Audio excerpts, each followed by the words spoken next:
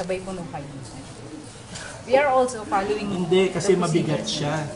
So, iiwanan ko na lang sa iyo. Hindi ko na nga na-envelope kasi wala na akong pera. It takes a lot of courage to do this. I'm going up against a very popular person.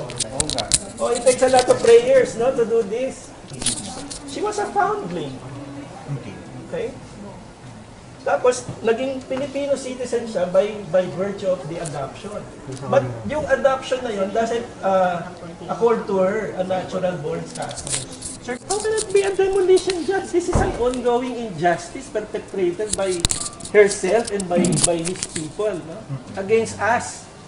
Kung kayo dito, no, pwede kayo mag-contribute kahit 100, no, 500 or 1,000 para mabuo lang po yung 50,000 para dito sa petition na ito. Nakikiusap po ako sa ating mga mamamayan, ano? Dahil hindi porke napaka-popular ng isang senador na katulad ni Grace po, no? Eh kakalimutan na natin kung ano yung rule of law